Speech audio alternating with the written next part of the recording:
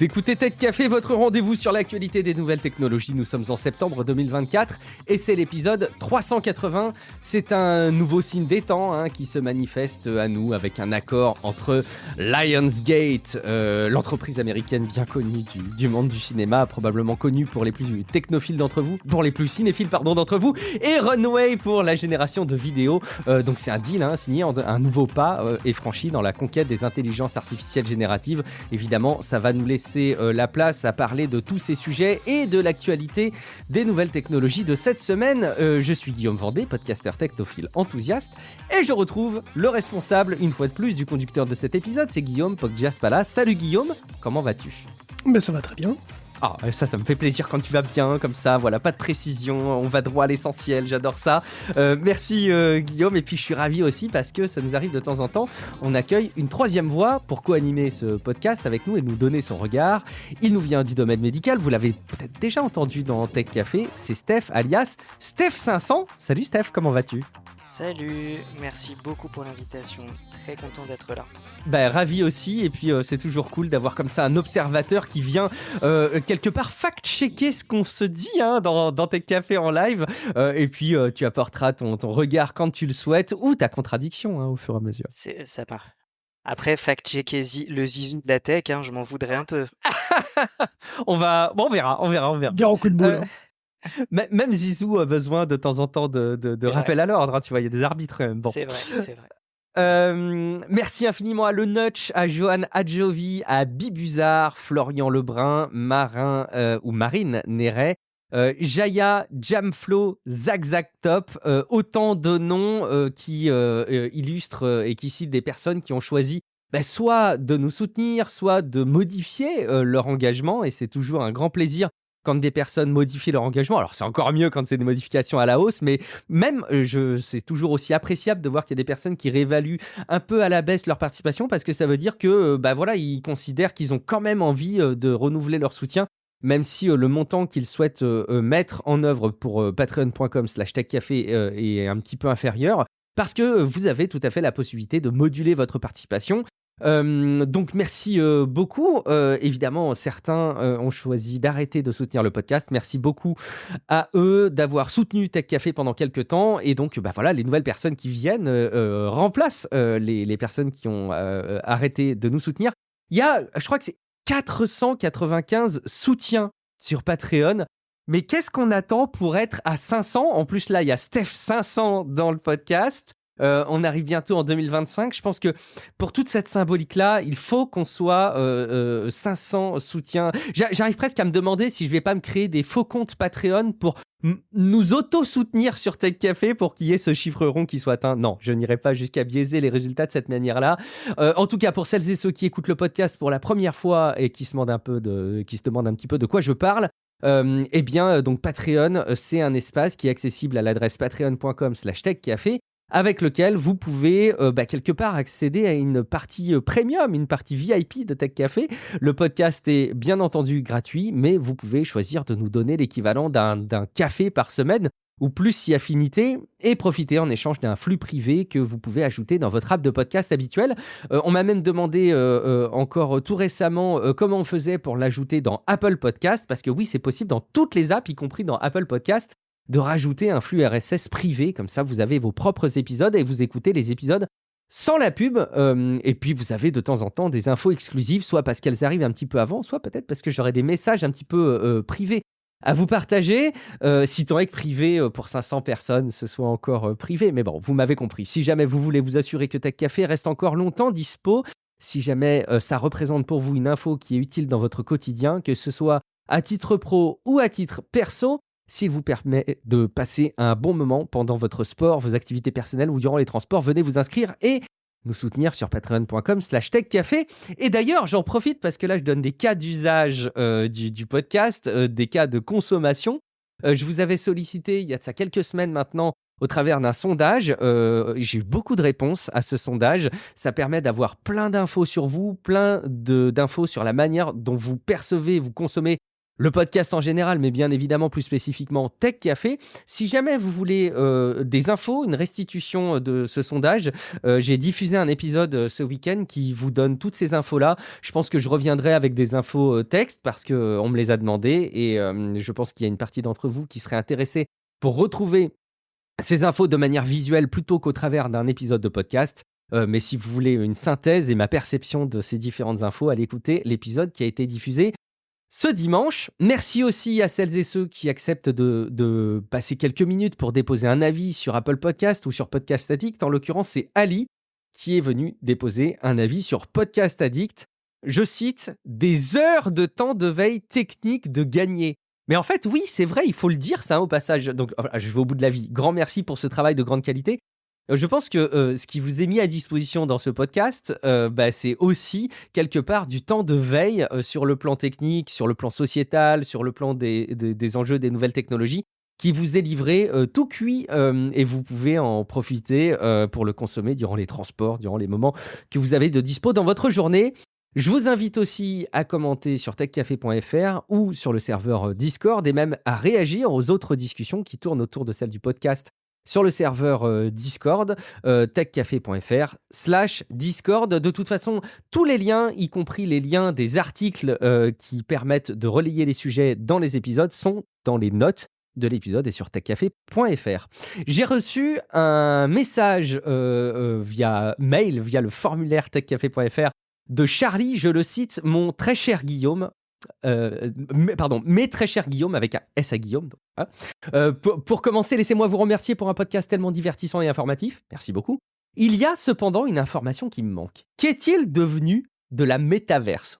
On pourrait dire du métaverse. Pour une entreprise qui l'a adopté comme nom et qui a versé une somme considérable dedans, Meta me semble se cacher derrière l'IA ces jours-ci. Peut-être espère-t-il que nous l'oublions ?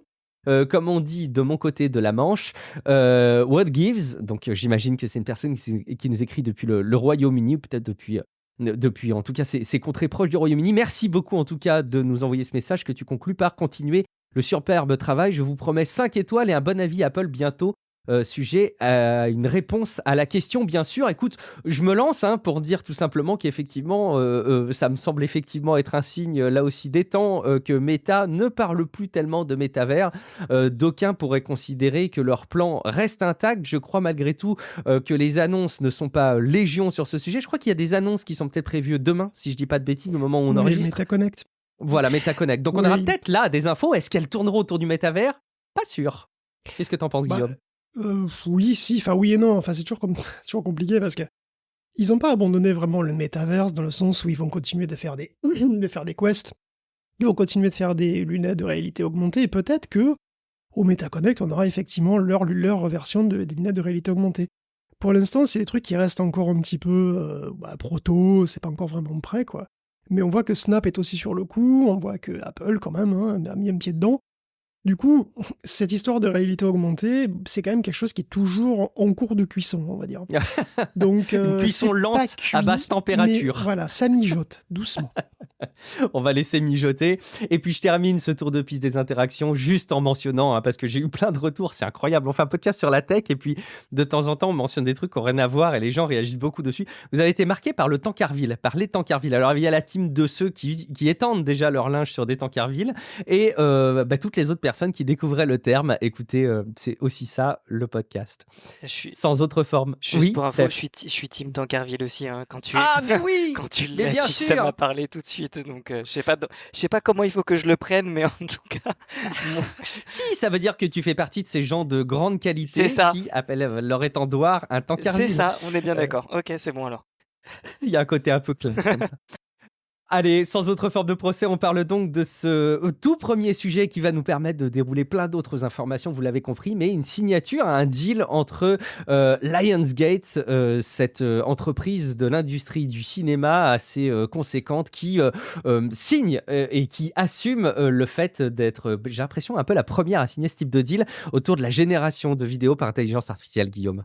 Ouais, Lionsgate, c'est quand même, c'est fat, c'est Hunger Games, c'est Kick-Ass, c'est Saw, c'est John Wick, c'est Power Rangers, je veux dire quand même. Ah, si c'est Power Rangers, alors. C'est Mon Petit Poney aussi, donc c'est du lourd quand même. Ok. Bon, ils ont des shows de TV comme Weeds ou Mad Men aussi. Bon, donc ils ont des milliers d'heures de vidéos. Et apparemment, ça va servir à Runway pour entraîner de nouveaux modèles de génération de vidéos sans être inquiété par divers procès, hein, ça peut déconcentrer. Donc les artistes et les acteurs en particulier sont pas méga chauds en ce qui concerne l'IA pour à peu près tous les aspects du métier. Hein. Côté réalisation, on est un peu partagé. Il y a des cinéastes qui sont résolument contre et puis il y en a d'autres qui sont beaucoup plus ouverts, comme Lucas par exemple. Par contre, côté prod, clairement, on est plutôt pour. Les économies promises par la technologie sont énormes, hein, trop énormes.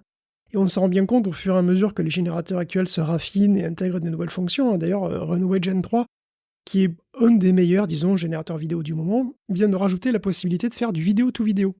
Alors, et c'est déjà ce que faisait Gen 1 en son temps, c'est vrai. C'était à peu près un an, quoi. Hein. Mais le principe est toujours le même, c'est vrai, on peut vous envoyer une vidéo, puis vous demander qu'elle soit transformée avec un sujet différent, un style ou une ambiance différente. Mais la qualité et la cohérence temporelle du résultat n'a absolument rien à voir. Hein. Le potentiel est absolument monstrueux. Tu prends ton téléphone, tu te filmes en train de marcher dans la ruelle derrière ta baraque, et puis tu demandes à Gen 3 de te transformer en astronaute qui marche sur Mars, et voilà, c'est 0 €. Vous voulez devenir un Terminator en chrome, c'est pas plus cher. Tout ça, ça peut...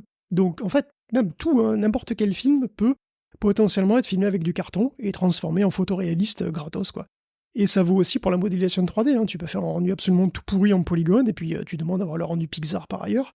Tout ça, et tous les calculs sont faits par... Enfin, disons, le gros des calculs est fait par l'IA, il n'y a pratiquement plus rien qui est fait par le logiciel 3D.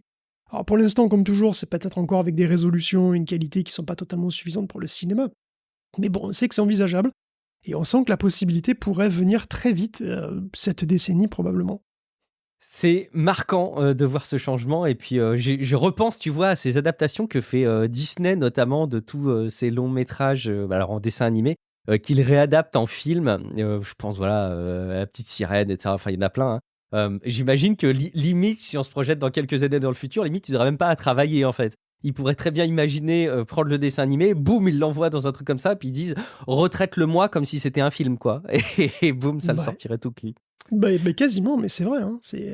Pourquoi pas? C'est pas complètement... Mais c'est plus délirant comme Mm. possibilité, c'est fou, hein. À vrai dire, On je continue. suis un peu Oui, surpris que ça Steph. survienne que maintenant même, hein. Non? Vu la Bah rapidité à ouais. laquelle les infos vont sur les gars, effectivement, on aurait pu se douter que ça viendrait. Euh, quand même, ça va très vite. Il y a pas très longtemps, on avait quand même, rappelez-vous, Will Smith qui mangeait des pâtes de manière extrêmement dérangeante.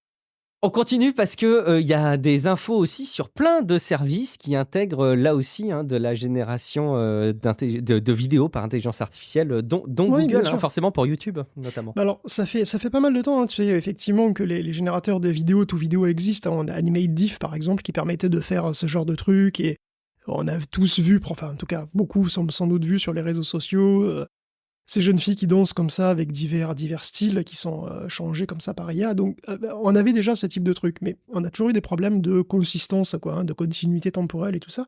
Et c'est ça qui fait beaucoup de progrès, et cette semaine, il y a effectivement pas mal de nouveautés en vidéo, donc on va commencer par Kling, parce que Kling, c'est vrai que c'est un générateur chinois qui a surpris un peu tout le monde, et qui se révèle être probablement l'offre la plus convaincante aujourd'hui, quoi. Ils sont passés en version 1.5, et c'est assez spectaculaire, parce que non seulement la qualité et l'adhérence au prompt augmentent nettement, on passe directement à des vidéos en 1080p, mais on a en plus une fonction de motion brush, qu'on avait aussi sur Runway Gen 2, je crois, qui permet de délimiter des zones qui doivent bouger, et là tu peux même dire comment elles doivent bouger. Et après, c'est l'IA qui déduit comment le sujet bouge, et ça marche plutôt bien. Si vous détourez un chat et que vous mettez une flèche vers le haut, le chat va sauter, alors que si vous mettez une flèche tout droit, le chat va juste marcher dans la direction indiquée. Donc un personnage assis avec une flèche vers le haut va spontanément se lever, et ça, le truc, c'est que le modèle voit comment animer le sujet pour que tout reste cohérent et suive le chemin prescrit. Et c'est relativement bien maîtrisé, hein, et c'est vrai qu'il est beaucoup plus dynamique.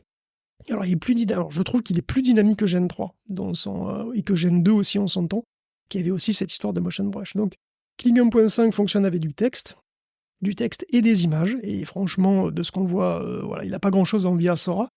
Et c'est vrai qu'à la place d'OpenAI, je serais quand même préoccupé parce que tout le monde est en train de sortir son modèle, sauf eux, en fait.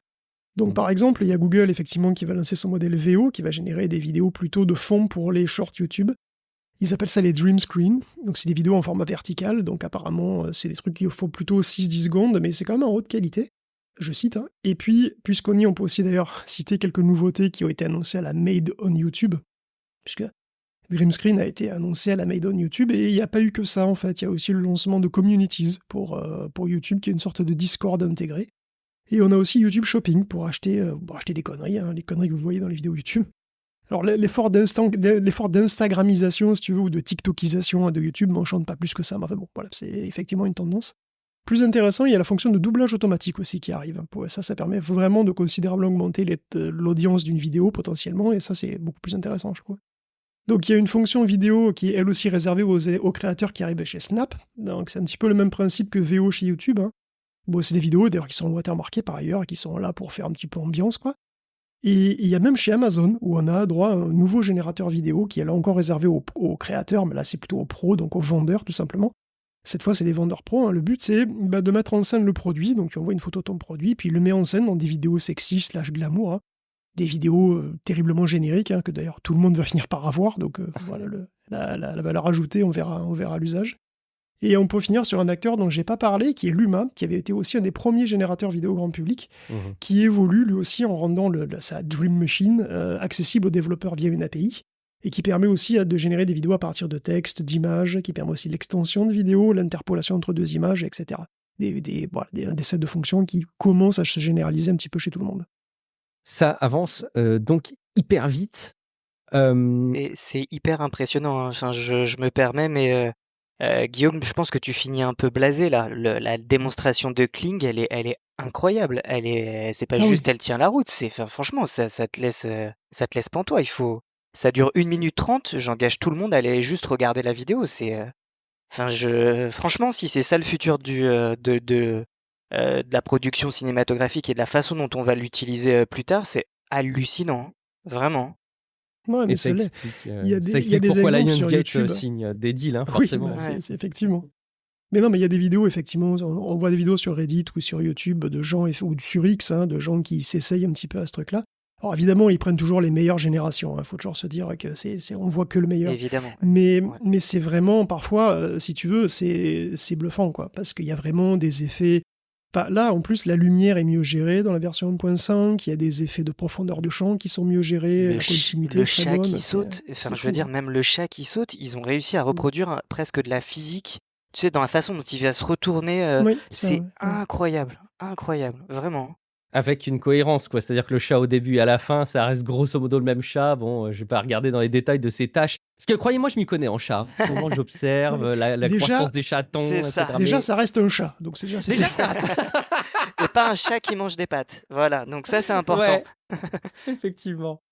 Bon, on continue, en tout cas, on enchaîne avec le conducteur que j'avais perdu, le revoilà. Oui, parce qu'effectivement, il y a aussi les enjeux de ce qui va se passer derrière les utilisations des voix, hein, et notamment les droits d'utilisation de voix authentiquement humaines, mais derrière reproduites par intelligence artificielle, Guillaume. Oui, il y a la voix de Dark Vador, donc, qui était James Earl Jones, qui est mort d'ailleurs le 9 septembre dernier. Alors, il n'a pas fait que ça, mais c'est vrai que la voix en VO de Dark Vador, c'est sa contribution la plus célèbre, hein, de loin. Et bon, vu l'âge du monsieur, même les dernières interventions de Jones dans The Mandalorian, par exemple, ont dû être retouchées numériquement et rajeunies par IA. Ça a été fait par Russ Pitcher, et évidemment, Russ Pitcher peut faire bien plus que ça. Il a déjà le profil vocal de Jones, donc pourquoi pas continuer. Jones a donné l'autorisation de réutiliser sa voix pour Vador, et uniquement pour Vador.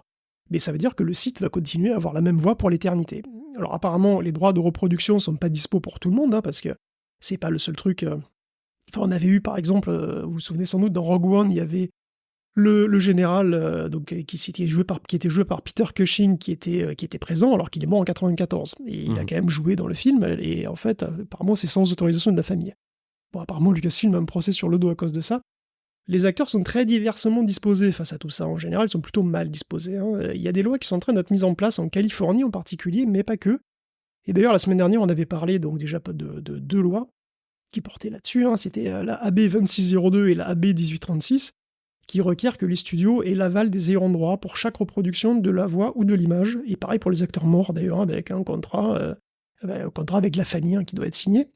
Et de fait, la Californie, c'est une véritable usine à AB quelque chose en ce moment. Ils font des AB de tout.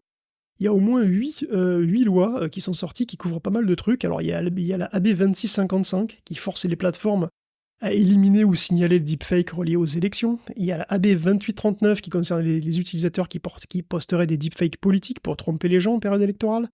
Il y a la AB 2355 qui demande une totale transparence pour les publicités politiques, par contre. Et il y a même des SB aussi, il n'y a pas que des AB, d'ailleurs, il y a aussi des SB, il y a plein de SB trucs. Il y a la SB 926 qui criminalise le chantage au deepfake porno. Il y a le SB 981, j'espère que vous suivez parce qu'il y aura un quiz à la fin. Ah, mais moi je les ai tous en tête là. Voilà. Moi c'est bon. J'espère. Et sinon, il y a la SB 981 donc, qui demande aux réseaux sociaux d'avoir un recours pour pouvoir flaguer les deepfakes porno, les bloquer. Et les bloquer même pendant le processus d'enquête, donc les bloquer de manière préemptive un peu. Et puis après, il y a la SB 942 qui demande aux générateurs eux-mêmes, donc générateurs d'images, de rendre transparente la provenance des images qu'ils génèrent. Et puis évidemment, il y a la 1047 qui est toujours dernière nouvelle sur le bureau de Gavin Newsom, dont on a déjà parlé plusieurs fois. Et donc, est-ce que cette volée de AB machin et de SB truc approuvés, déjà qui sont là, approuvés, montre que du coup, il est prêt à donner son aval pour la 1047, qui a un spectre beaucoup plus large, mystère. Donc toutes ces belles lois, évidemment, il faudra les appliquer maintenant. C'est là que c'est le plus dur. En fait, il y a 2 d'entre elles déjà qui sont déjà attaquées en justice. Alors, c'est la AB 2655 et la AB 2839. Donc voilà, T'es sûr ? C'est lesquelles ? Pardon. Vous avez 2 minutes, c'est lesquelles ? Steph, c'est lesquelles ? Pour voir si tu suis. Moi, la chose que j'ai suivie surtout, c'est le AB Production du conducteur. Je félicite Guillaume pour ce jeu de mots encore remarquable. Merci pour ce moment. Merci. Non, je rigole évidemment, mais moi de toute façon je les ai déjà oubliés, je n'aurais aucune idée si j'avais pas mes notes sous les yeux. C'est celle qui concerne les deepfakes électoraux. Et un gars qui se fait un peu d'argent en faisant des vidéos parodiques, et en particulier il a fait une vidéo de Kamala Harris qui raconte n'importe quoi, donc en fait c'est juste un discours dont il a changé il a changé la voix, quoi. Il a fait la voix de Kamala Harris et elle dit autre chose, donc c'est clairement orienté politiquement, puisqu'elle parle par du jardinage, elle dit comment elle est un second choix, une sorte de quota pour les minorités, pour la diversité, etc. Bon, ce gars, c'est Christopher Cole, qui se fait appeler Mr. Reagan, et cette vidéo a été relayée par Musk, qui a donc eu pas mal d'audience, évidemment, et Cole n'a pas été attaqué en personne, pour le coup, mais il prend le devant et il attaque lui-même les AB trucs et machin, parce que ce sera anticonstitutionnel, parce que ça serait contraire au premier amendement et ça empêcherait la satire politique, la caricature, parce que selon lui, la AB 2839 donc, est trop vague, et la caricature tomberait dedans. Après tout, c'est du matériel inauthentique, qui est propagé exprès par quelqu'un qui sait que c'est faux, évidemment. Et du coup, quand ça devient viral, c'est reposté plein de fois, et puis la mention que c'est parodique peut se perdre. C'est très très facile. D'ailleurs, ça s'est perdu avec Musk. Du coup, est-ce que la viralité peut être assimilée à une campagne d'influence, même involontaire ? Donc il dit que les plateformes pourraient aussi s'auto-censurer, du coup, parce qu'elles auraient peur de se faire attaquer, puisqu'elles sont aussi visées par des variantes de cette loi-là.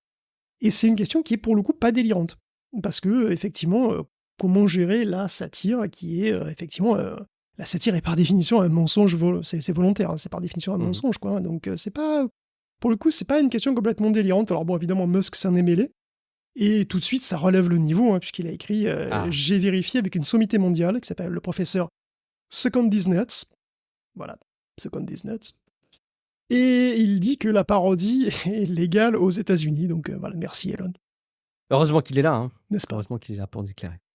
Dans l'industrie du cinéma, il n'y a pas que les Américains, il n'y a pas que Lionsgate, il y a aussi, et on l'oublie vite parce qu'on n'est pas forcément beaucoup des gros consommateurs, mais Bollywood et donc l'industrie cinématographique indienne, elle n'est pas épargnée non plus de l'arrivée de l'intelligence artificielle. Alors là, il n'est pas question de générer des séquences en vidéo, mais quoique je pense que ça arrivera bientôt, mais de manière plus concrète, il y a des parties sur la musique, Guillaume.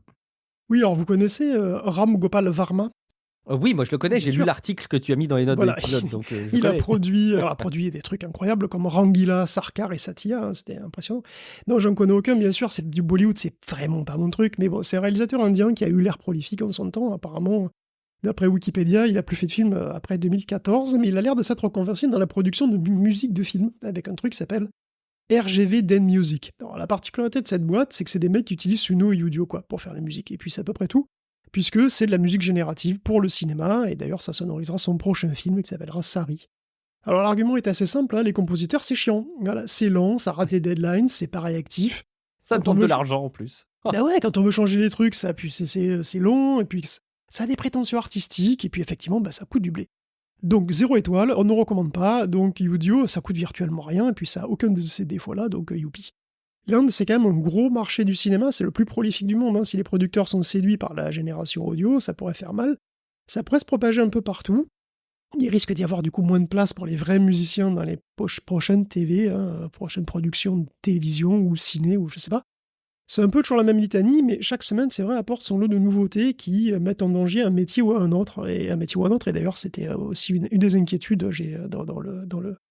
de certains auditeurs sur Discord. Hein. Il y a certains métiers comme ça, un petit peu cachés, qui, voilà, qu'on connaît pas trop et qui sont en danger comme ça, de manière... Alors évidemment, on pensait au métier de doubleur. Mais là, il y en a un autre, justement, qui, enfin, moi, ça m'a vraiment fait penser à ça, puisqu'il y a un nouveau modèle audio, ce qui est sorti cette semaine, qui s'appelle VORA, et en fait, pour l'instant, c'est encore un travail de recherche, hein, ça vient d'Oxford et de l'Université de Tampere, et le but, c'est de générer la bande-son d'une vidéo donnée. Donc les vidéos générées, d'ailleurs, les vidéos qu'on génère actuellement sont muettes, donc ça pourrait être très utile aussi pour la génération vidéo actuellement, avec Kling ou autre chose. Et donc, il y a déjà des modèles qui veulent générer du son à partir des vidéos, ça existe déjà. Et ça On en avait marche. parlé, hein, je crois qu'on en avait relayé déjà. Oui, c'est tout à fait possible parce qu'effectivement, ça existe déjà.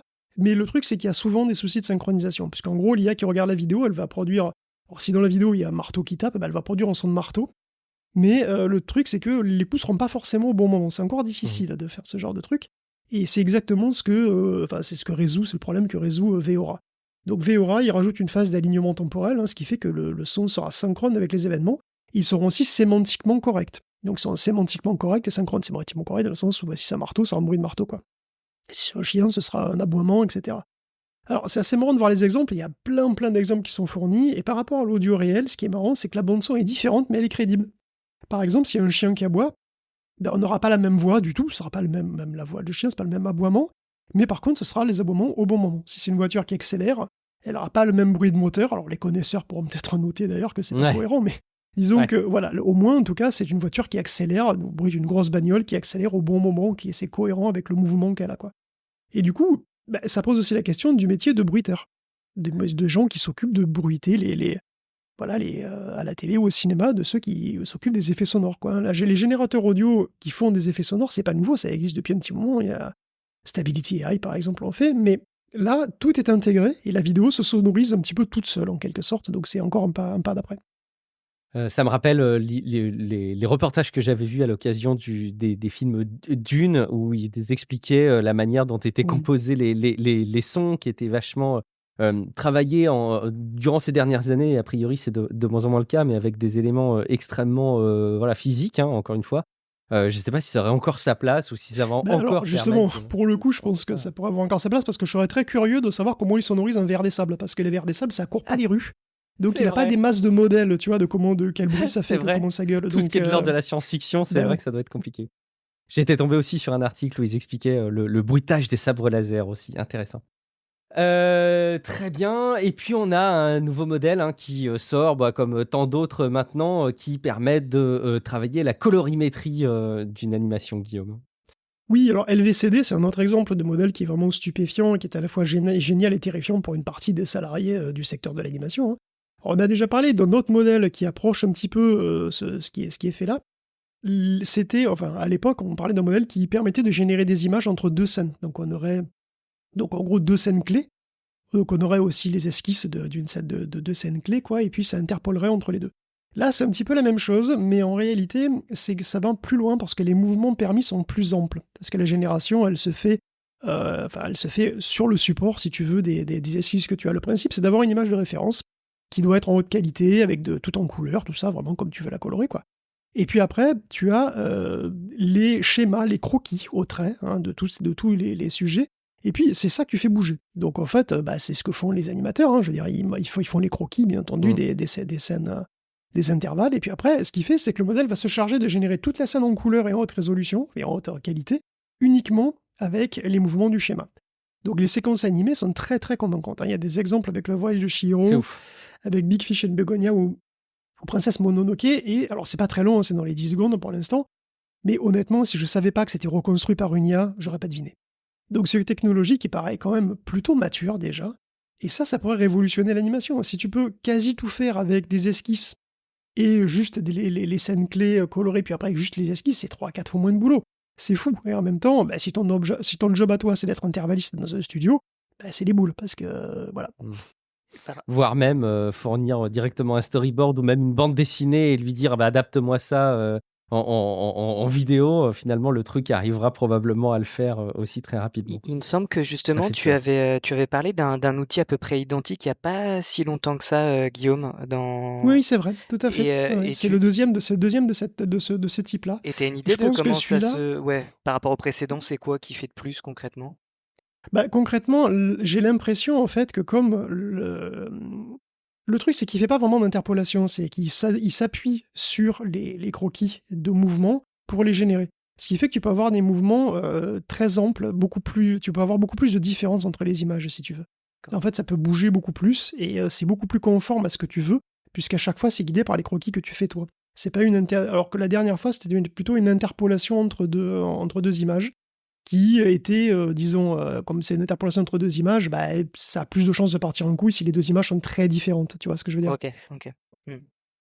On continue et on termine cette rubrique autour de l'image avec presque un réseau pour quoi tout rassembler, Guillaume, qui fait tout, c'est ça? C'est le méta-réseau? Ouais, bah, c'est ça, on finit avec de l'image fixe, effectivement, parce que voilà, on finit avec un truc. Bon, pour moi, c'est vrai que c'est un peu l'avenir de la génération d'images, c'est Omnigen.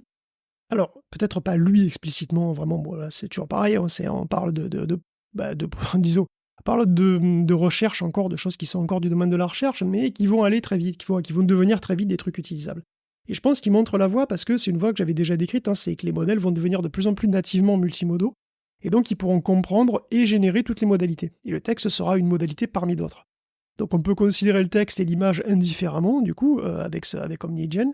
Et donc on peut non seulement générer, mais modifier les images totalement en langage naturel. T'as plus besoin de réseaux supplémentaires t'as plus besoin de workflow super compliqués avec Comfy machin ou que... Pas du tout.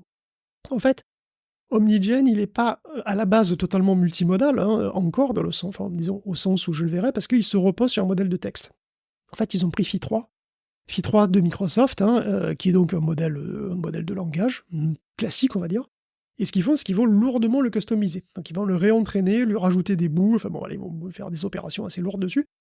Le modèle, il est entièrement réentraîné pour comprendre les images et pour devenir un diffuseur. Donc on va lui rajouter plein de tokens aussi, bien sûr. On lui apprend à faire de la diffusion comme Flux, hein, ou comme Stable Diffusion. Et on va aussi donc, lui rajouter un module pour générer des images, dans une certaine mesure, puisque une partie du transformer va devenir un diffusion transformer. Donc aux encodeurs près, quelque part, ça reste le transformer de Phi3 qui a été surentraîné pour faire des choses plus sophistiquées, quoi. Et ce qu'il peut faire, du coup, ça montre pour moi bien où on va, hein. C'est-à-dire c'est un modèle qui est unique pour le texte et l'image. Et donc on va discuter avec OmniGen, on va lui demander de générer une image à la volée, hein, ou lui en donner une et s'en servir. Par exemple, inclure la personne qui est dedans dans une autre scène. Donc tu donnes l'image d'une personne et puis tu lui demandes de faire une scène totalement différente avec la même image. Tu peux aussi changer les habits, tu peux compléter une image qui a un trou, utiliser une carte de profondeur ou la pose d'un personnage. Tu peux lui demander de générer une image pas à pas, comme le ferait un artiste, hein, à partir d'un croquis. Et on peut aussi utiliser la compréhension du modèle. Par exemple, tu peux lui demander de virer de l'image tout ce qui peut contenir de l'eau. Et tout seul, le modèle va régénérer la même image, mais sans le verre sur la table. Parce que c'est l'élément, parce il aura compris que c'est l'élément qui peut contenir de l'eau. On peut au contraire lui demander de mettre en surbrillance un élément d'une image, ou bien de remplacer cet élément, de le coloriser, etc. On peut aussi appliquer des filtres en quelque sorte, hein. Tu peux lui demander de rajouter du flou, ou bien d'enlever du flou.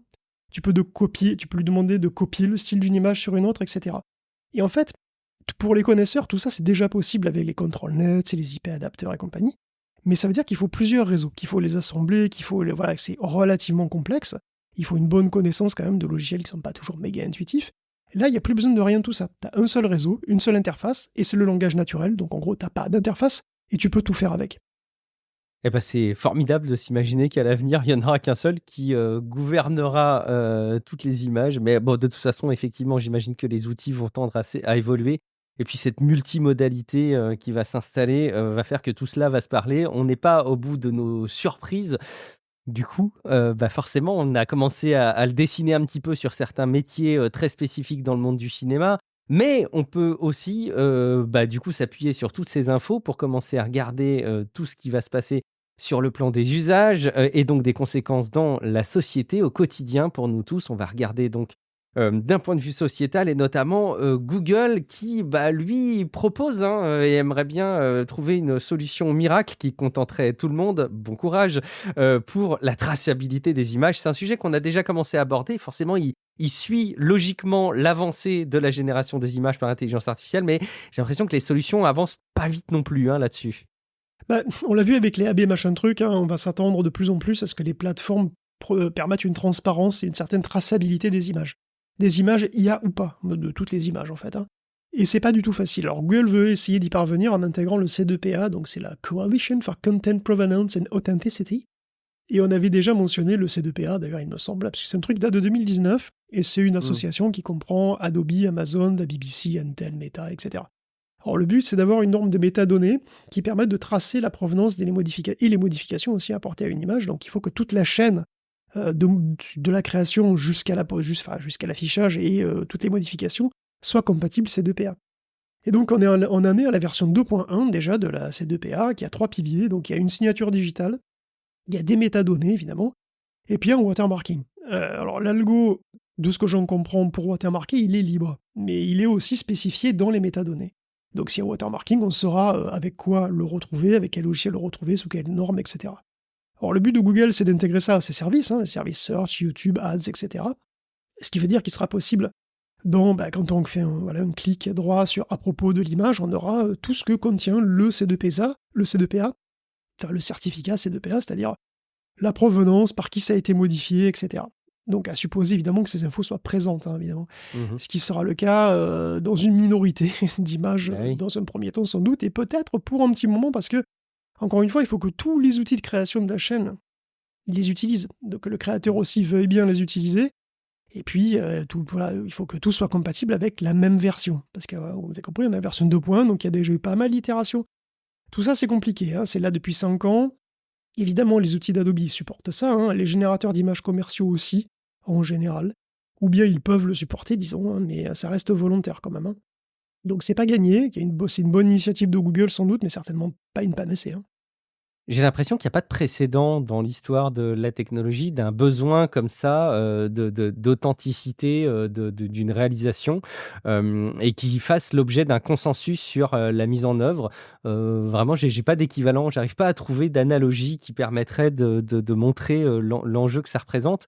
Et c'est évidemment toute la difficulté, c'est que c'est très très nouveau pour l'espèce humaine de tomber d'accord là-dessus compte tenu de ce qui se passe et ça va beaucoup trop vite forcément. Moi, j'y vois quand même un aspect positif. Alors, c'est peut-être moi qui suis trop optimiste, mais j'imagine qu'en fait, ça va. On a besoin de regards Bah, tu vois, optimistes regarde, parfois bah, aussi, tu vas tu voir. sais. J'espère que ça va vous redonner un peu de baume au cœur.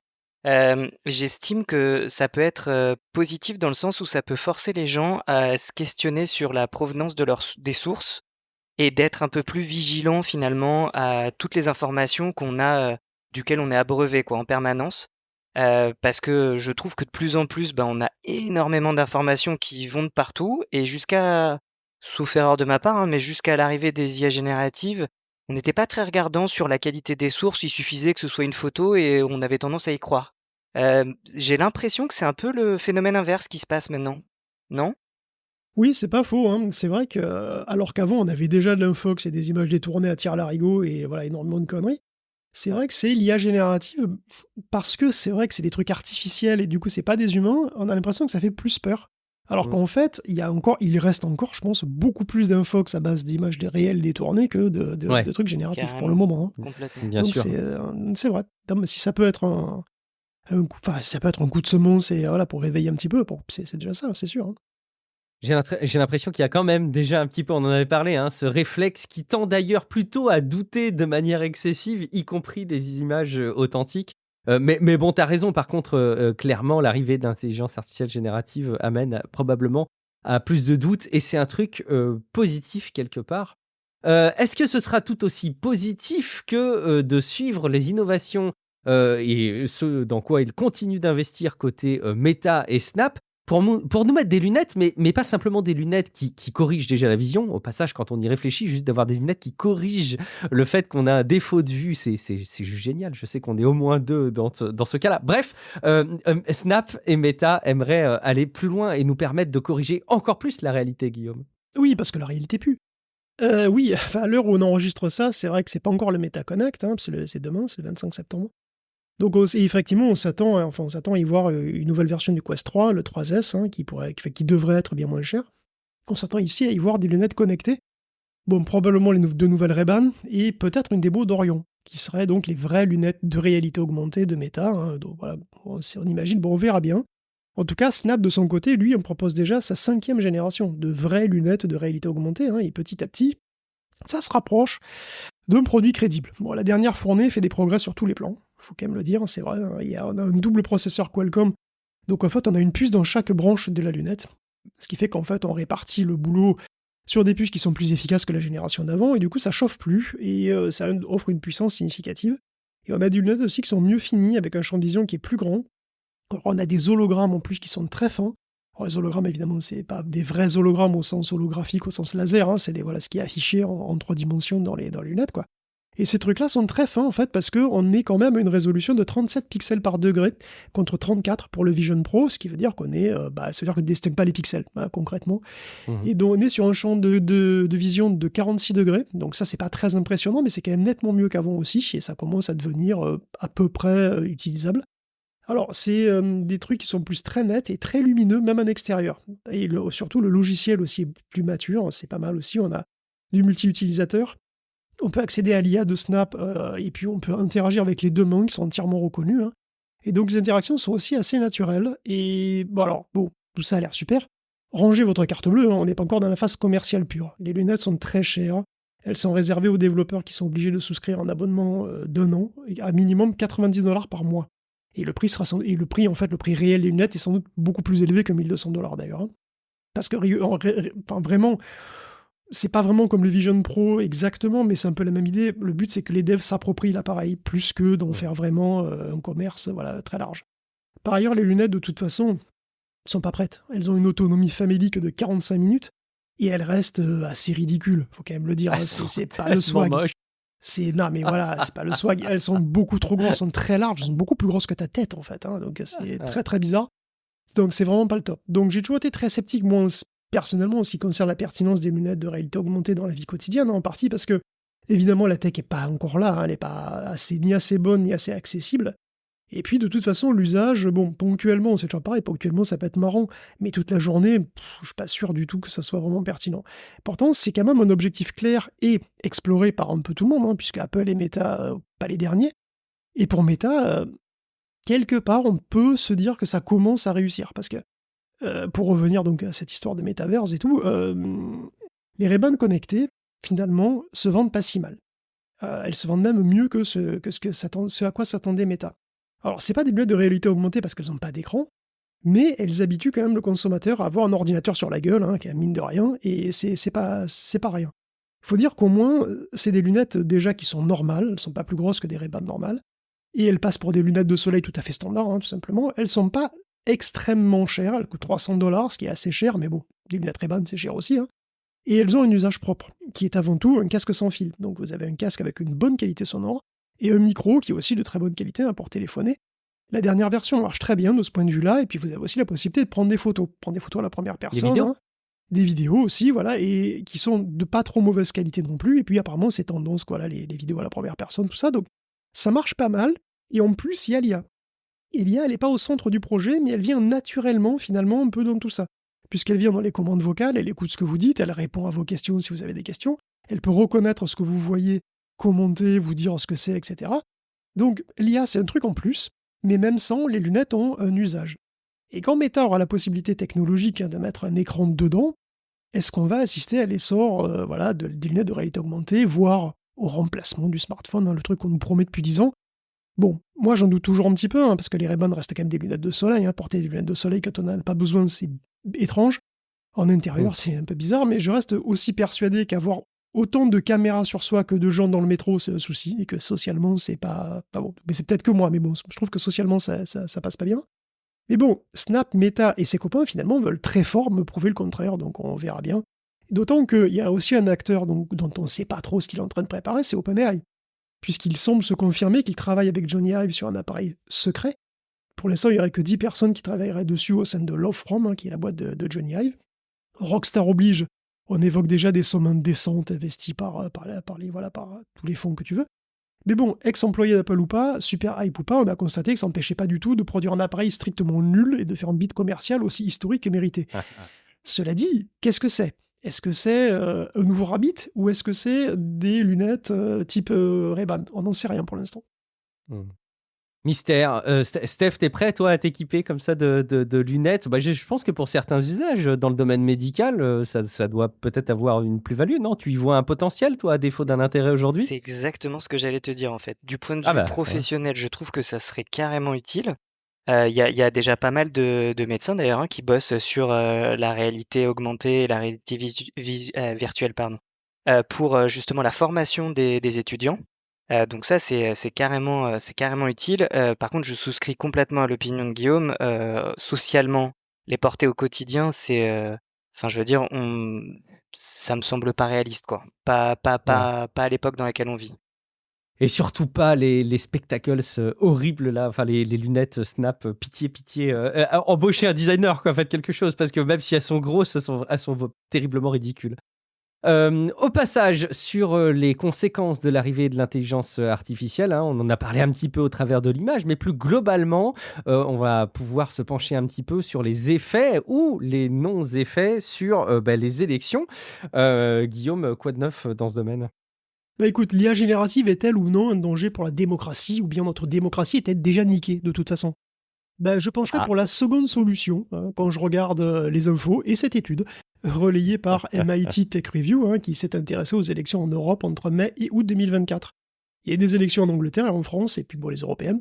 Et dans tout ça, donc Sam Stockwell a identifié 27 cas de posts produits avec des IA génératives hein, qui sont devenus viraux, dont 16 en Angleterre. Alors des articles, des photos qui ont été créés à la fois par des acteurs extérieurs, comme la Russie, un peu comme d'habitude, et puis d'autres qui sont faits de manière artisanale par des petits producteurs locaux. Donc, selon Stockwell, ces campagnes ont eu un impact négligeable sur les élections. Pourquoi? Parce que si on regarde qui a vu ces trucs, la quasi-totalité des gens exposés étaient déjà convaincus. Et donc, c'est très improbable que ça ait changé ce qu'ils votent. La plupart des gens qui ont été activement engagés, donc avec ces posts, hein, qu'ils ont reposté, tout ça, qu'ils ont relayé, de toute façon, ils étaient déjà dans la bulle correspondante. Et le pire qui puisse arriver, c'est que ça les renforce dans leur conviction, quoi. Ce qui est déjà préoccupant en soi, mais bon. En tout cas, ça va pas changer les chiffres des urnes. D'autre part, les campagnes politiques n'ont pas attendu les IA, hein. Ces dernières sont commodes, mais elles ne changent finalement pas grand-chose, étant on peut déjà propager des infox avec, je sais pas, tu peux propager des trucs, tu vois, propager des rumeurs sur les mangeurs de chats, t'as pas besoin forcément d'intelligence artificielle, hein. Tu peux détourner des images de tanks de jeux vidéo, c'est pareil. Cela dit, même si pour influencer directement les résultats des élections, l'IA semble pas transformative, il faut quand même garder à l'esprit que, premièrement, on manque encore de données, hein, donc c'est pas du tout une étude définitive, et que deuxièmement, on peut aussi avoir une influence politique indirecte, pas directement sur les élections en particulier. Les IA permettent de harceler plus efficacement, si j'ose dire. C'est super pour le harcèlement. Parce qu'on peut modifier des discours, hein. On a vu par exemple avec l'exemple de Kamala Harris, on peut mettre en scène un homme politique ou une femme politique dans une situation compromettante, on peut créer de faux enregistrements téléphoniques, des fausses images dénudées, ou porno. Hein. Tout ça, c'est désormais facile à faire, et facile à créer, et facile à créer abondamment en plus. Donc, il est plus facile que jamais de créer des scandales et de rendre la vie des hommes politiques très difficile. D'autant qu'il ressort aussi de l'étude que les gens ont de plus en plus de mal à faire la différence entre un contenu génératif et un vrai. Et ça va pas s'arranger, hein. Et déjà en France même, certains partis utilisent l'IA à des fins d'illustration de leurs propos, pour l'illustration on va dire, hein. Et ça sans forcément le mentionner. Ouais, et puis la désinformation, elle est déjà là en matière de politique sans l'IA. Hein. Je vous renvoie aussi à ce petit article. Il y en a eu plusieurs qui s'appuient sur des infos qui sortent directement des usines à désinformer du Kremlin, avec notamment des mises en exergue rétrospectives de choses qui ont été publiées par Elon Musk hein, et qui sont revendiquées comme étant des contenus créés un peu clé en main par cette usine. Et puis, je cite, hein, le succès globalement de la droite aux élections européennes est aujourd'hui perçu dans le monde entier comme un succès de la politique étrangère russe et plus encore comme le succès de la propagande russe. Ça c'est issu directement des documents qui ont été publiés par des acteurs de la presse. Donc effectivement, il n'y a peut-être pas besoin d'IA pour désinformer. Pas encore en tout cas, mais ça viendra. Autre conséquence des algorithmes sur notre vie au quotidien, c'est la conduite. Là non plus, alors au même titre qu'il n'y a pas eu encore d'effet sur les élections, j'ai l'impression que l'arrivée très lente quand même de l'autopilote dans les véhicules n'a pas encore démontré son efficacité dans la gestion du trafic au quotidien, Guillaume. Oui, enfin là, on est plus sur des questions de sécurité, on va dire, puisqu'il y a 2 études qui ont été publiées par l'IIHS, qui est le Insurance Institute for Highway Safety, qui porte sur les aides à la conduite des Tesla 3S et des Volvo S90. Donc ils ont utilisé des versions de ces voitures un peu modifiées pour enregistrer le comportement des conducteurs, alors qu'ils utilisaient les, entre guillemets, pilotes automatiques de ces 2 marques. Donc il y a eu 29 participants avec la Volvo, dont 22 n'avaient jamais utilisé de la conduite, enfin d'aide à la conduite, donc de sa vie. Chacun devait utiliser la voiture pour faire sa route normale, pour aller au boulot, à raison de 160 km par semaine minimum, et ça pendant 4 semaines. Donc il y a eu 14 participants avec la Tesla, même condition. Au total, tout ce petit monde a parcouru quand même 19 571 km, ça va vite, avec donc l'autopilote enclenché. Alors l'échantillon n'est pas énorme, mais la conclusion de l'étude, elle est tellement peu surprenante que bon, peut-être que ça suffit. Parce que voilà, scoop, les gens à qui on donne une voiture qui se pilote toute seule, il faut autre chose du coup, en même temps. Et oui, parce que sinon, quel intérêt? Du coup, on mange, on se coiffe, on regarde son portable, et forcément. Quelle surprise! Quelle surprise que ces gens ne passent pas tout le trajet à scrupuleusement regarder leur voiture se conduire toute seule.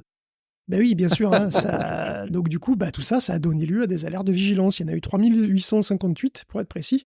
Et sans surprise non plus, la fréquence de ces alertes est allée crescendo avec le temps, avec l'habitude. De manière plus amusante, c'est vrai pour les alertes bénignes, ça. Ça, c'est le genre, voilà, mettez une main sur le volant, s'il vous plaît, donnez un petit coup de volant, voilà, c'est pas, faites signe que vous n'êtes pas endormi, quoi. Vous êtes vivant. Par contre, c'est l'inverse pour les alertes plus sévères. Il n'y en a eu que 2%, c'est 2% du total des alertes. Mais les rappels à l'ordre plus nets se sont raréfiés. Mais alors pourquoi? Probablement parce que les conducteurs ont appris à s'adapter, et ils ont compris ce que la voiture tolère ou pas. Et donc, en gros, ils ont appris à pas se faire prendre par le prof, mais ça ne veut pas dire qu'ils n'ont pas triché, si tu vois ce que je veux dire. Ouais. Et alors, c'est pas sûr, et c'est pas sûr que les changements de comportement se traduisent effectivement par une meilleure sécurité. En gros, c'est pas parce que les gens ont compris qu'il fallait donner un petit coup de volant toutes les 2 minutes qu'ils sont vraiment plus attentifs à la route. Parce que si on peut, si on peut, je veux dire, tu vois, est-ce que c'est pas tout le but de la conduite automatique de pouvoir te libérer du temps, tu vois? Sinon, c'est quoi la raison d'être du truc? Donc en tant que conducteur, d'ailleurs, je sais pas, vous en pensez quoi? Qu'est-ce que vous feriez? Alors, moi, je me sens très directement concerné puisque je bénéficie des fonctions de maintien dans la voie et de régulateur de vitesse, etc. Et je pense que derrière le sarcasme dont tu fais preuve quand tu relais le comportement humain de la conduite accompagnée par un autopilote, il y a, à mon avis, et tu me diras si je me trompe, Guillaume, mais une prise, une conscience complète du fait qu'on ne peut pas faire autrement. Et j'avoue, moi-même, quand j'active ces fonctions-là, j'ai des alertes très régulièrement parce que tu as le regard qui se détourne un petit peu. Alors, je pense qu'il y a aussi une espèce de sensibilité, de réglage et d'adaptation, mais inévitablement, tu as raison et tu l'as très bien dit, c'est que quand on a activé l'autopilote, on nous oblige quelque part à regarder attentivement la voiture se conduire toute seule et il y a quelque chose de complètement contre-intuitif finalement.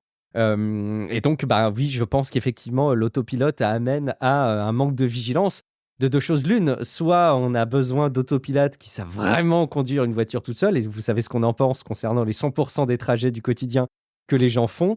Ça paraît diablement compliqué d'y arriver. Y arrivera-t-on jamais un jour?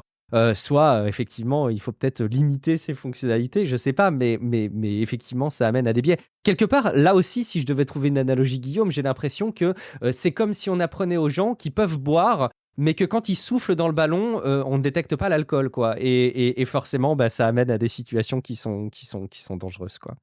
Steph, je sais pas si ton avis J'aime rejoint bien ta dernière analogie. sur l'alcool. Oui.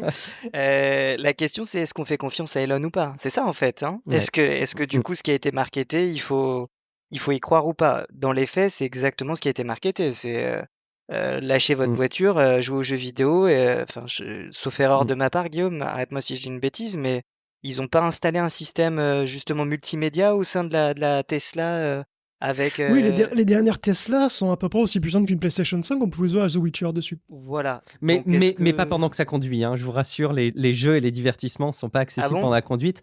Ils doivent être accessibles pour l'écran arrière, je crois, sur les J'espère, dernières ouais. versions. Mais non, pendant que tu conduis, Ok. pendant que tu roules, effectivement. En gros, quand tu finis ta partie de Mahjong, tu dois terminer ta partie de Mahjong avant de démarrer. Et évidemment, tu peux pas lancer le jeu pendant que tu Ok. roules.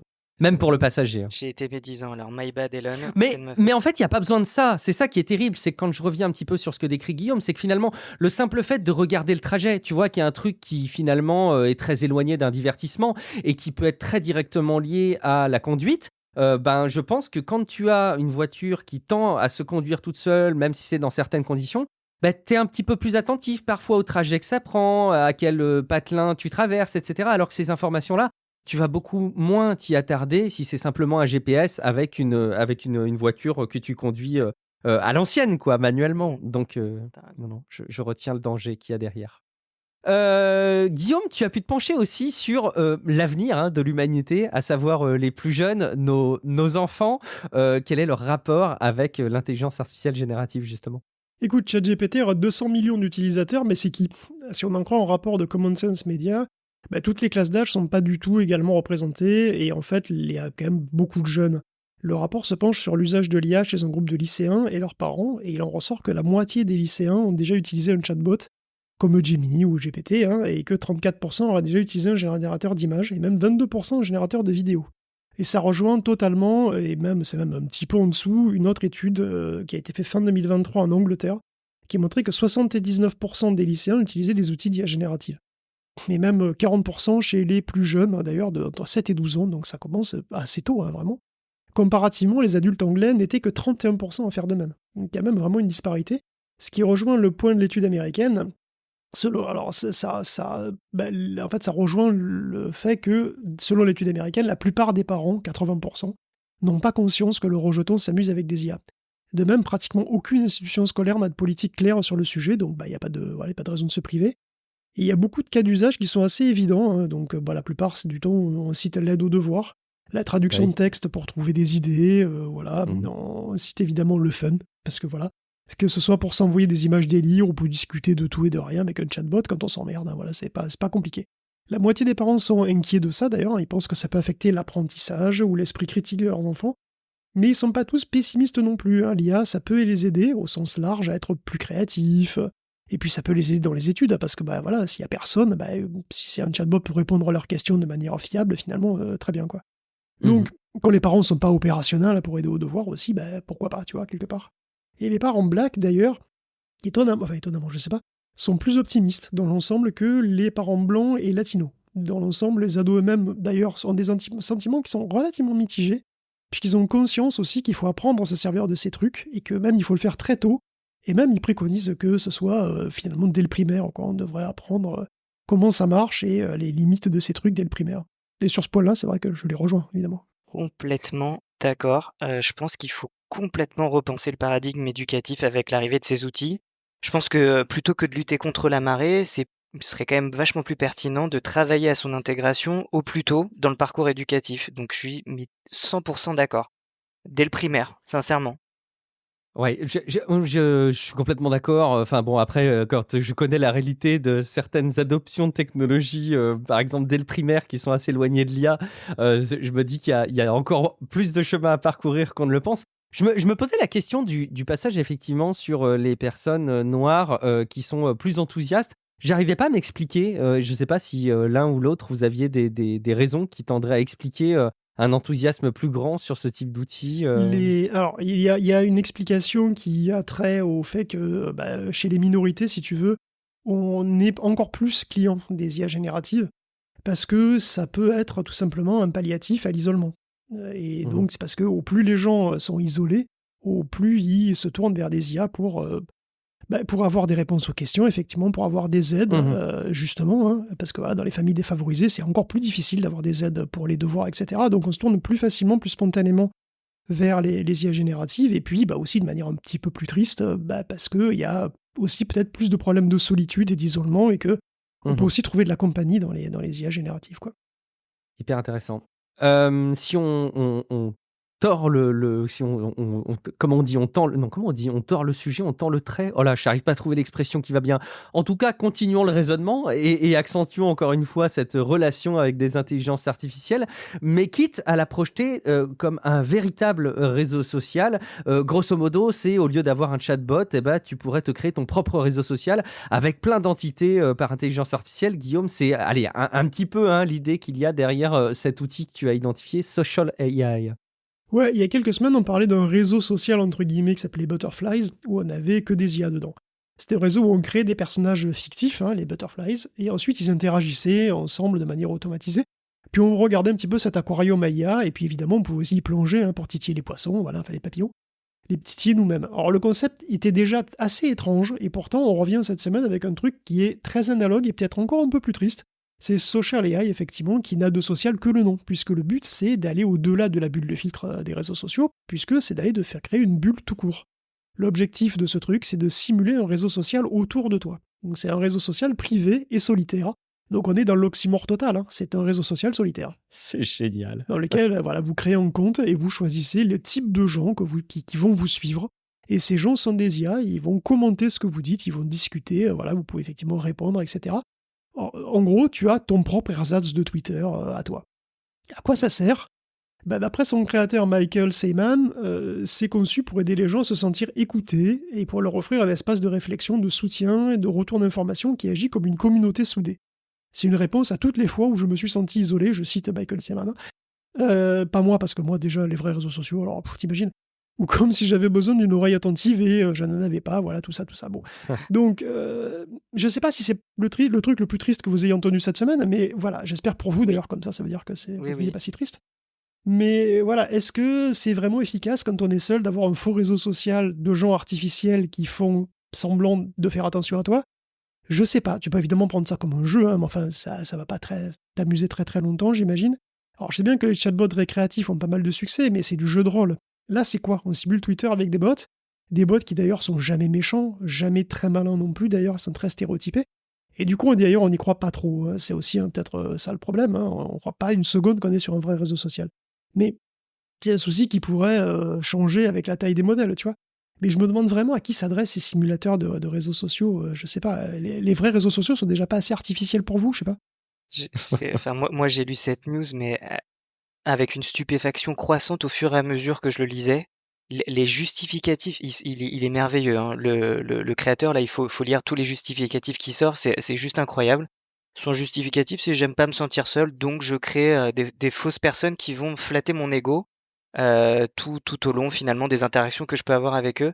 Je trouve ça, mais quand tu disais que c'était la news la plus triste, mais de très très loin. Vraiment, je me suis dit, mais ouais, enfin, c'est quoi le 21e siècle, quoi? Vraiment. Moi, je la considérerais comme triste cette news si jamais on mesure un engouement fort derrière cet outil. Sauf erreur, c'est un nouvel outil, mais on n'a pas démontré que cet outil recueillait un engouement particulier de la part du grand public. Hein ? Je peux me cacher derrière ça ? Non, ça va pas encore. ça... Pour l'instant, je sais pas. J'ai pas de données pour l'instant. Ouais, j'ai peine à penser que ça pourra convaincre massivement les gens, mais bon, on verra. Et là, à ce moment-là, si je vois que ça fait partie des applications les plus téléchargées dans les réseaux sociaux, ou allez, qu'il y a un certain nombre d'utilisateurs, tu vois, qu'il y a un chiffre clé important, je commencerai à être triste. Jusque-là, j'ai encore foi en l'espèce humaine. J'ai encore foi aussi dans la possibilité de Telegram de redevenir un outil un peu plus fréquentable, Guillaume, à croire que le fait d'avoir une personne dirigeante que tu arrêtes tend à faire bouger un petit peu les lignes, non ? C'est ça ? C'est ce que je comprends ? Ouais, petite news sur Telegram qui est contraint et forcé, le pistolet sur la tempe, alors j'exagère à peine finalement, se résout finalement à faire plus ou moins ce qu'on lui a toujours demandé, c'est-à-dire fournir aux autorités les informations sur les gens qui violent la loi sur la plateforme. Enfin, c'est ce qui est désormais présent dans les conditions d'utilisation de Telegram. Alors, c'était déjà vrai pour les contenus terroristes, mais la même formulation est reprise pour les contenus illégaux. Donc, précisément, il est noté que, donc je cite, si Telegram reçoit un ordre valide des autorités judiciaires compétentes, et que, voilà, qui confirme que vous êtes suspect dans une affaire criminelle, nous effectuerons une analyse judiciaire et nous pourrons divulguer votre adresse IP et votre numéro de téléphone aux autorités compétentes. Alors maintenant, c'est ça qui est écrit, ok, il va falloir voir à quel point c'est appliqué, et à y appliquer comme il faut et sans faire d'anti-jeu, quoi. Donc on verra à quel point. Et puis, Telegram, par ailleurs, annonce aussi qu'ils vont utiliser des filtres IA pour virer le contenu problématique, donc modéré en grande partie par IA. Là encore, on verra à quel point c'est efficace. On reste prudent parce que Telegram a quand même beaucoup à prouver. Hein. Tu m'étonnes, il y a encore du boulot. Je confirme, je l'ai désinstallé moi de mon côté, ça y est, c'est officiel, je n'utilise plus. Oui. On continue et on termine, Guillaume, avec un autre outil, hein, mais c'est X, on a parlé il n'y a pas très très longtemps de ses déboires au Brésil, et puis il tiendrait envers et contre tout, parce que, enfin, quand même, la liberté d'expression, ça ne se monnaie pas, Guillaume, ou presque.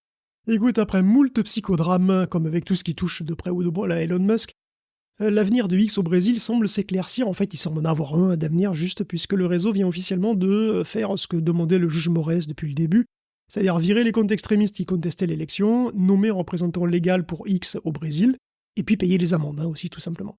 Alors pourquoi ce revirement, alors que, bien sûr, toute l'extrême droite brésilienne continue à tweeter comme des bravaches, malgré la menace, alors même que X, d'ailleurs, essayait de contourner les blocages des fournisseurs d'accès du pays en utilisant un autre CDN qui s'est révélé être Cloudflare.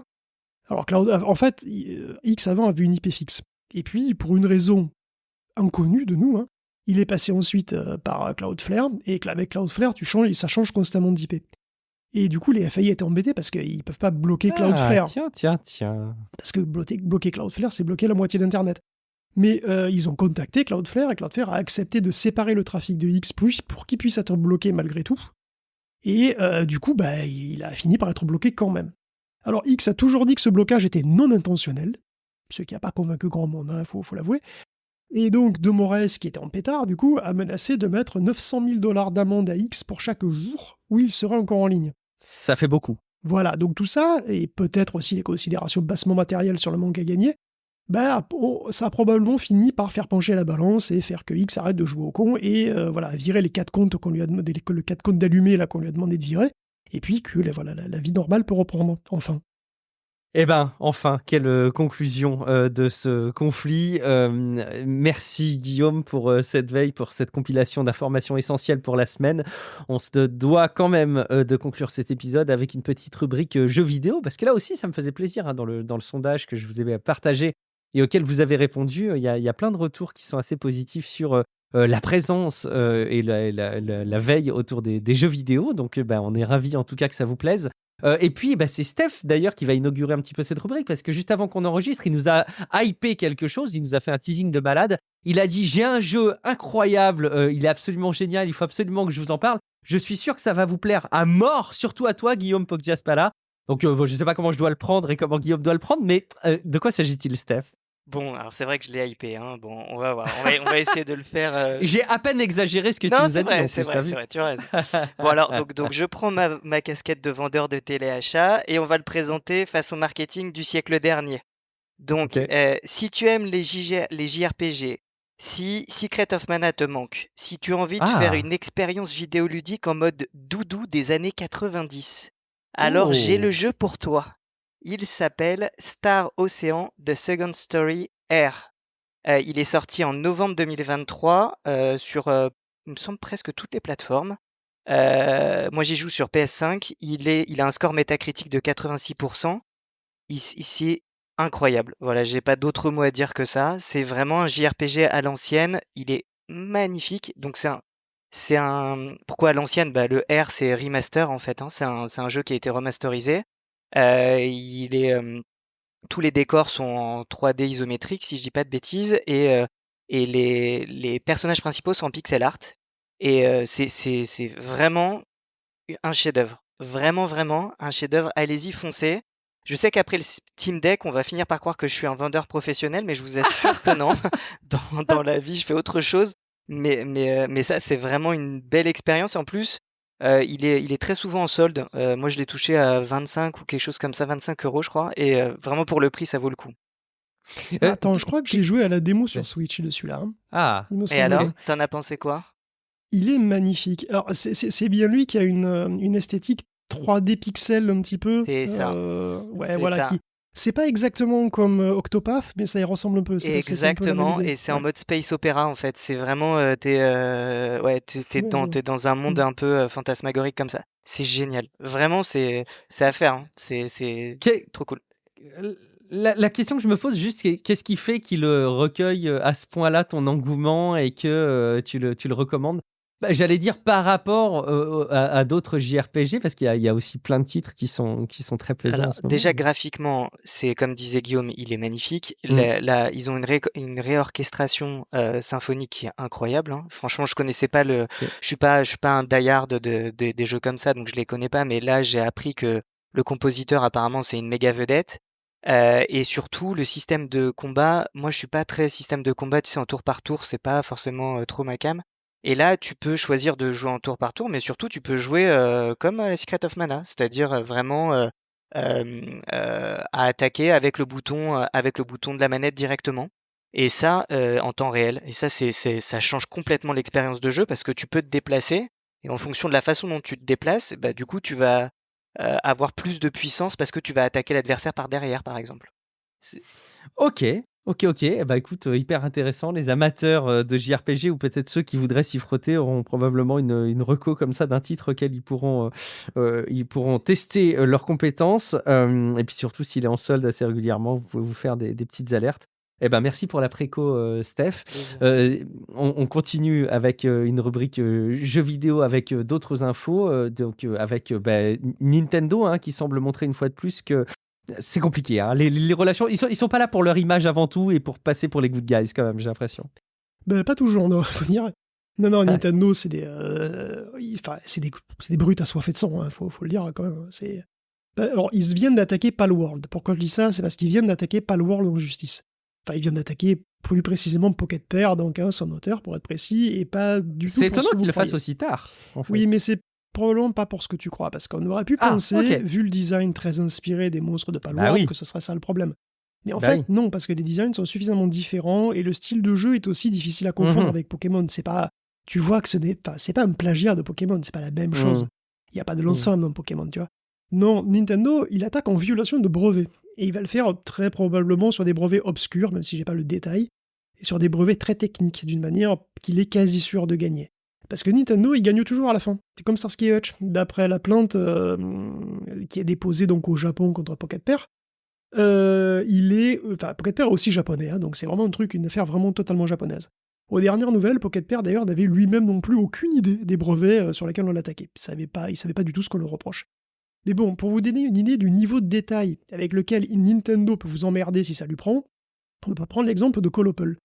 Colopel, c'est une boîte qui produisait, enfin qui produit toujours d'ailleurs des jeux mobiles qui étaient très populaires au Japon en leur temps, puis ils avaient un jeu qui s'appelait White Cat Project. À un moment, c'était un des jeux les plus populaires au Japon. Bon. Et donc, à un moment, Nintendo les a attaqués sur 6 brevets. L'un d'eux, c'était un brevet sur l'écran de confirmation de sortie de veille. Donc voilà, tu mets ta console en veille, tu la sors de veille, il y a un message qui te dit ah, voulez-vous reprendre le jeu? Hop, ça c'est un brevet, il y a un brevet là-dessus. Et vous savez, dans les jeux isométriques, là, quand vous avez un perso qui est caché derrière un truc du décor, derrière un arbre, Mhm. derrière un mur, le jeu affiche une petite ombre, une petite silhouette pour vous montrer quand même où vous êtes. Et bien ça aussi, c'est un brevet Nintendo. Et alors Colopel, ils ont regardé les dossiers, ils ont donné ça à leurs avocats. Leurs avocats, ils leur ont dit payez, payez. Et donc, ils ont payé 20 millions pour enterrer l'affaire. Alors, bien sûr, 800 millions d'autres jeux utilisent des machins aussi simples et pourraient être attaqués par Nintendo. Et pourquoi ils le font pas? Parce qu'ils s'en foutent. La majorité du temps, ils s'en foutent. Mais dans le cas de Palworld, c'est pas pareil, parce que Palworld, c'est un gros succès. Ils préparent une version PlayStation 5. L'univers du jeu va s'étendre parce qu'en fait, il va y avoir un animé Palworld, puisqu'ils ont signé un deal avec Sony et Aniplex. Alors, peut-être que je sais pas si ça va se faire du coup, parce que, évidemment, le but, c'est quoi le but de Nintendo? C'est de les handicaper financièrement, c'est de leur couper les pieds. C'est garanti que Nintendo déteste Pocket Pair parce qu'évidemment, ils ont chopé leur truc Pokémon, quoi, hein, Ah, c'est le pastiche de Pokémon, donc ils les détestent. Et donc, ils ont longuement réfléchi à trouver un moyen de les taper quand même, et même s'ils peuvent pas directement attaquer en plagiat. Alors, ça aurait pu passer si Palworld était resté un jeu de niche, tu sais, un jeu un peu obscur, mais là, il est victime de son succès. Si tu commences à te faire du pognon en capitalisant de près ou de loin avec des licences qui sont vaguement proches de ce que fait Nintendo, eh ben, le brave plombier jovial, il va venir te mettre un énorme coup de pelle à neige dans la tronche.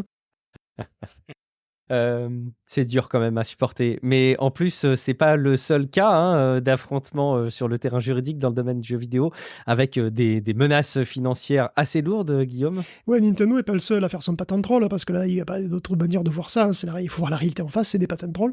Il y a IBM aussi qui a attaqué Zynga avec 2 brevets qui datent, tenez-vous bien, des années 80, rien que ça. C'est des brevets, c'est fou, hein, qui ont été déposés pour un réseau qui s'appelait Prodigy. C'était des brevets qui couvraient Prodigy. Qui se souvient de Prodigy? Personne, bien sûr, hein, ça Le existait. groupe? Non, ben pas du tout, justement pas. C'était entre 84 et 2001, c'était un rival de CompuServe. CompuServe, on a oublié de l'histoire du net un petit peu, même si, je Mhm. suis assez vieux pour avoir connu. Prodigy utilisait diverses techniques pour alléger un petit peu la charge du réseau. Par exemple, il utilisait un max le client, en fait. Et bon, bref, il essayait de distribuer un petit peu le boulot sur les clients, etc. Je suppose qu'il faisait des trucs qui sont très naturels aujourd'hui, que tout le monde fait de manière plus ou moins intuitive. Mais Zynga, c'est gros, c'est Take-Two, et il a pas mal de pognon, et donc il y a pas mal de pognon à se faire potentiellement. Donc allons-y, c'est une proie suffisamment juteuse, hein, j'imagine. Et donc Zynga a perdu, d'ailleurs, contre IBM, et donc il doit 45 millions quand même à IBM. Ah la Alors ils vont vache. sans doute faire appel. Et oui, les brevets logiciels, c'est une plaie, on n'en a pas trop conscience tout le temps, parce qu'on n'en parle pas plus que ça, mais c'était un gros sujet il y a quelques années de ça. Et ça reste aujourd'hui un danger et un handicap, quoi. Encore un suivi, Guillaume, qui montrera ton enthousiasme derrière la PlayStation 5 Pro. J'ai cru comprendre que tu n'étais pas encore prêt à acheter la PlayStation 5 Pro parce que tu as cru voir qu'il allait y avoir une autre version qui t'intéresse encore plus, c'est ça? Ben oui, on parlait de la blague de la PS5 Pro la semaine dernière, mais Sony n'a pas fini de me régaler, hein. Il en a sorti une nouvelle de PS5 Pro. Celle-là, elle est couleur pigeon, gris pigeon. C'est la couleur de la PlayStation originale, hein. C'est celle qui est arborée aussi par la PlayStation 5 Pro 30e anniversaire, donc c'est la principale performance de cette PlayStation 5 Pro-là. C'est d'être en pack qui sera sans doute encore plus cher que cher, puisque la PlayStation 5, la PS Pro, donc la PS5 Pro, c'est 800 balles, sans lecteur de disque, hein. Mais là, c'est un pack, avec tout gris, d'ailleurs. Donc la PS Pro, donc à 800 balles. Il y a la manette aussi DualSense Edge à 240 balles. Et oui, il y a une manette à 240 balles, et bien entendu, c'est celle-là qu'on vous propose, qui elle aussi fort judicieusement, d'ailleurs, coloriée en gris pigeon. Le socle aussi et une station de recharge pour les manettes, et c'est 30 balles chaque, parce que je veux dire, les cadeaux, c'est pour les clodos, faut pas déconner. Donc on arrive à un total d'un minimum de 1100 balles. Alors c'est sans doute plus, hein, puisqu'il y a d'autres petites attentions dans le carton, donc peut-être, je sais pas, 1200 balles. Le tout sans lecteur de disque, hein, je vote compte. Bon, ok, je sais pas. Et alors, ce qui est magnifique, évidemment, c'est que sur les réseaux sociaux, tout le monde la veut, parce que voilà, c'est la 30e anniversaire, machin truc. Ok. Alors, heureusement, il n'y a pas que les PS5 Pro 30e anniversaire, il y a aussi des PS5 normales, pas Pro, en 30e anniversaire. Et elle ne serait que $50 de plus. Donc, alors, combien en Europe, Dieu le sait. De toute façon, vous les aurez pas, hein, soyons clairs, vous les aurez pas parce que vous serez pas plus rapide que les scalpers pour les choper. C'est clair. Et donc, vous les verrez sans doute jamais à ce prix. Et puis, si vous les achetez sur eBay, ce sera deux fois plus cher. Et oui, mais bon, après, voilà, Sony, qu'est-ce que vous voulez que je vous dise? Il faut bien qu'il éponge les pertes de Concorde. Concorde, hein, le jeu qui aurait quand même coûté 400 millions de dollars et qui en aurait rapporté exactement 0 million. Bon. On les a déjà enfoncés là-dessus. Là, on tire pas sur une ambulance, voyons Guillaume. Enfin, une ambulance. Sony n'est pas une ambulance encore. Non, mais là, c'est un stade, corbillard mais, à ce niveau-là, hein. Concorde est un corbillard, effectivement. Allez, un petit mot enfin sur le PSVR, histoire d'être complet sur Sony. Guillaume. Ouais, je m'accorde un petit coup de gueule. Ah. Vous avez remarqué, il n'y a pas de PSVR 2 dans le pack anniversaire, d'ailleurs, hein. Et oui, c'est vrai, t'as raison, couleur gris. Tout le monde s'en C'est vrai, fout, ça, pourquoi du PSVR 2, couleur gris, pareil. Bon. Écoute, voilà, le PSVR, de toute façon, tout le monde s'en fout aussi. Et d'ailleurs, Mojang va arrêter de le supporter dans la version PS4 de Minecraft. Et là, je m'interroge, pourquoi? D'où vient cette crise de flemme soudaine? Pas de support PSVR 2, déjà pour le Minecraft PlayStation 5, on se demande un peu pourquoi, finalement, parce que ça ne peut pas être incroyablement compliqué. Je veux dire, il doit y avoir quand même des trucs que tu peux réutiliser. Mais là, plus de support PSVR pour la PS4, mais qu'est-ce qui branle chez Mojang? C'était si compliqué que ça, pour une boîte qui appartient quand même à Microsoft, je sais pas, qui doit être la 2e capitalisation boursière mondiale, et qui gère le jeu le plus populaire du monde depuis 10 ans, de garder un bout de code qu'il n'a pas touché depuis 2020, de toute façon. Faut voir que sur PC, Minecraft est compatible VR grâce à la communauté. C'est par Vivecraft qu'il est compatible VR. Tout comme Minecraft, d'ailleurs, a des rendus potables avec des shaders et un niveau de détail grâce à la communauté. Tout comme il a d'ailleurs, de toute façon, un pipeline graphique un peu moderne et digne de ce nom grâce à la communauté. Voilà, vous voyez le truc. Je me demande si un jour les devs Minecraft vont enfin se mettre à bosser, à comprendre que rajouter 3 blocs et un animal par an, c'est pas très sérieux, quoi, tu vois, je sais pas moi. Ouais, c'est-à-dire que c'est plus largement la VR qui est pas forcément intégrée dans leur plan de développement, si je comprends bien. On pourrait se cacher derrière le fait qu'il y a un affrontement, voilà, Minecraft, Microsoft, Sony, etc. Mais non, c'est beaucoup plus simple que ça. Il y a peut-être une raison très simple, c'est celle de la flemme finalement. Écoute, merci beaucoup Guillaume. Je ne sais pas si Steph, tu voulais réagir à une de ces nouvelles concernant les jeux vidéo. Est-ce que tu as précommandé ta PS5 Pro Couleur pigeon, ouais. édition anniversaire? Ouais, couleur pigeon, c'est bon, c'est dans le panier. J'en ai pris 3 du coup. Ah bah oui, Une pour une toi pour toi, et, une pour toi, bah, une et pour chacun d'entre nous en fait, hein, tout Ah, simplement. Sympa, Voilà. c'est très sympa ça. ça c'est très gentil, c'est très généreux de ta part, on n'en attendait pas tant. Merci beaucoup. Je vais leur vendre 4000 € sur eBay. Est-ce qu'il y a un lecteur, en fait c'est la vraie question, est-ce qu'il y a un lecteur de disque, du coup comme la PS5 Pro n'est pas pourvue de ce lecteur de disque, est-ce qu'il y a un lecteur de disque couleur pigeon également prévu? Mais Pas du tu tout. sais que c'est une bonne question parce que c'est modulaire, donc normalement tu peux en rajouter un, Bah ouais, mais il faut changer le morceau de coque, je crois. Donc ça veut dire qu'il faudra un morceau de coque gris. Et je Ouais, sais, ça. je l'ai pas vu en fait. Peut-être, hein, mais Ben, je l'ai pas vu. je l'ai vu dans l'image d'illustration dans l'article de Numérama, mais je ne sais pas dans quelle mesure est-ce que c'est une image d'illustration qui a été réalisée ou qui est authentique, etc. Mais vous voyez, à l'intérieur de l'article de Numérama, vous avez vraiment... ah si, source Sony. Bon bah oui, si, le morceau de coque avec Ça le va. lecteur CD est bien prévu. C'est bon, 50 Donc euros. voilà, on a bien la C'est bon, réponse. on est sauvé. Ah, c'est bon, c'est pas le plus cher. Très bien, merci. Allez, on va laisser Sony tranquille. Merci beaucoup, Guillaume, pour cette veille et cette préparation d'épisode. Merci beaucoup, Steph, d'être venu en observateur impliqué dans cet épisode de Tech Café. Si vous avez apprécié cet épisode, s'il vous donne une info qui vous est utile, si vous passez un bon moment, techcafé.fr/Patreon et vous pourrez soutenir Tech Café pour des montants que vous voulez. En fait, hein, vous le plafonnez, vous le suspendez quand vous voulez.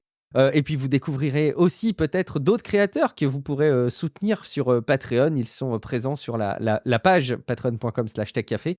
Et inversement, peut-être que vous soutenez déjà des créateurs. Alors là, je ne comprends pas pourquoi vous ne seriez pas déjà en train de compléter vos soutiens par une petite visite sur patreon.com/techcafé. Vous pouvez interagir aussi avec nous à titre individuel. Steph, où est-ce qu'on peut te retrouver? Je sens que je vais avoir que des bides. Steph, où est-ce qu'on peut te retrouver? Non, tu vois, bah, sur le Discord de Tech Café, Ah, évidemment. évidemment. Voilà, c'est the place to be. Donc c'est là où je serai. techcafé.fr/Discord. Guillaume, où est-ce qu'on peut te retrouver? Écoute, moi je vais tester la dernière version de Vintage Story parce que voilà, c'est une petite équipe et eux au moins ils bossent. Oui, d'accord, ok, il y a des gens qui travaillent, il faut les aider, il faut les soutenir. Merci beaucoup Guillaume, merci beaucoup Steph, merci à vous qui avez écouté cet épisode. On se dit rendez-vous dans quelques jours pour un prochain épisode de Tech Café. Ciao à toutes et à tous. Ciao à tous. Salut.